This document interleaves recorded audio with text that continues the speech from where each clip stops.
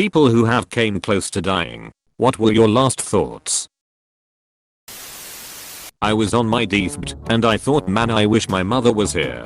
When I woke up at the ICU, she wasn't, nor did she care. Edit. Thank you everyone for the internet kindness. It means a lot. 3 Edit 2. You're all great people. And I very much appreciate all of the sub and mothers. 3. Your shoe isn't tied. I said that to my dad before promptly falling down a 20-foot cliff into the underbrush. Broken arm. Fractured skull. Ruptured kidney. Woke up 2 weeks later to my dad saying thanks for letting him know his shoe wasn't tied as he could have tripped. You know your dad spent those entire 2 weeks fantasizing about saying that to you when you finally woke up. Nothing. Blacked out. But my thoughts before that was happening was something like I shouldn't have gone out today. Body was going into shock and heart was slowing down really fast. I got knocked unconscious and blacked out from a car accident, and it was nothing like you said, just darkness overwhelming me immediately. I woke up gasping for air and wondering how the police and ambulance knew the accident was going to happen. I had been out long enough for them to arrive and start rending to some of us, but I thought they were waiting for us. Honestly, this is exactly what I imagine death being like, except you don't wake up gasping for air. My heart stopped beating for 7 seconds while I was eating dinner in my hospital bed waiting to be discharged. I realized I was going to pass out and put my arm across my plate so I wouldn't fall face first into it. All I could think of was, this is gonna make a mess. Glad they took their time with the paperwork. Ended up walking out of there 7 days later with a passamaker at the age of 46. Edit. Holy shit. Thanks for all the well wishes. I'm 57 and retired now. Still have AFib and can't do much of anything without becoming totally exhausted. Nothing seems to work. Now that I have the time, I don't have the energy to do much at all. Just gonna ride it out and call it a day. What were you hospitalized for? Heart related issues or something else? I had severe AFib. Kinda stupid that I didn't figure it out, since my son, 20 at the time, had been hospitalized with it just 2 years earlier. They double dosed me with amiodarone, got a bolus while in the cath lab, and then a pill when I got back to my room. It sure as hell slowed down my heart rate to 0. After a few days they decided I better get a new idle switch so I wouldn't just drop dead. I've had 2 rounds of catheter ablation and still have issues. As I was getting the hemorrhage, I remember thinking how embarrassing it would be to die at a Renaissance fair. Edit. It was the day before my 29th birthday, so I also remember being disappointed I wasn't going to make it to 30. Edit 2. Thank you all for the responses. It seems like choking at a Renaissance fair is actually pretty common. If anyone knows a cigar salesman that was working at Scarborough Fair 6 or so years ago, give him my thanks for saving me life. I choke a lot. Sometimes on my spit. I told my husband, if I die by choking on my own spit, I want that put in my obituary and headstone. It's so embarrassing, and that will be my last parting gift.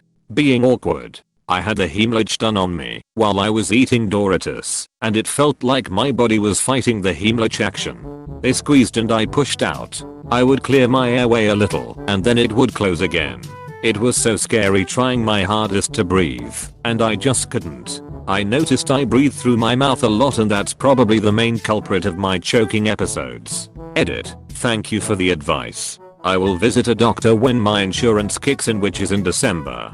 Have you ever brought this up to your doctor? If not, I'm wondering if you might want to do a swallow study where you are given a contrast liquid to drink while they image your esophagus throat to see if anything abnormal is going on.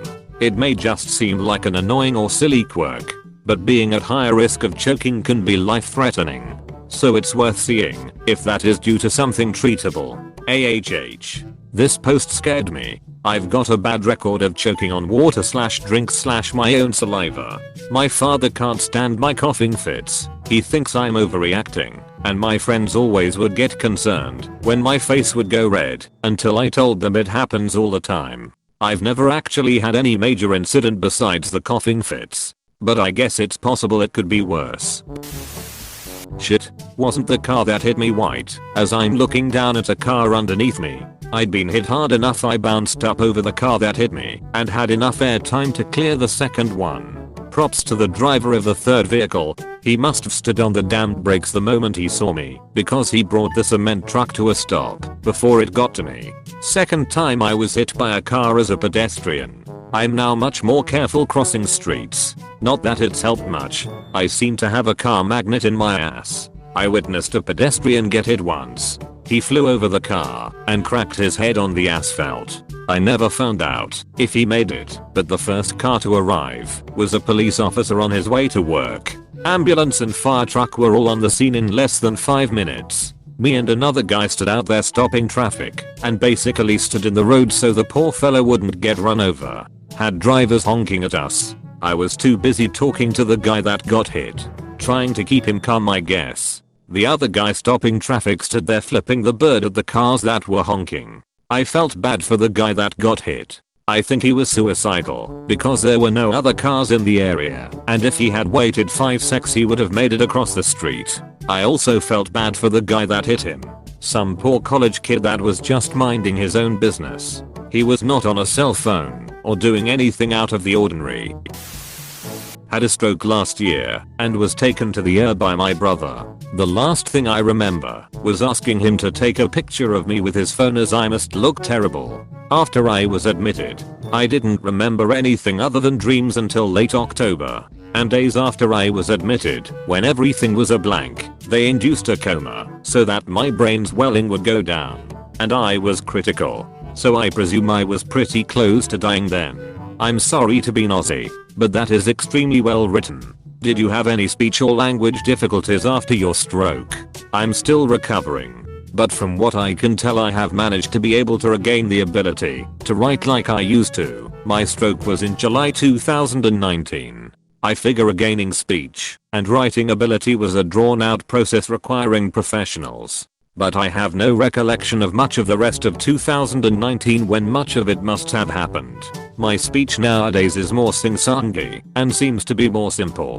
But I wonder if that's just my perception of myself. For a while, I felt like I was speaking like Frankenstein, Tonto or Tarzan in their SNL bit. https://yao2b/num20uso firebad. Did you have any physical therapy regarding like typing?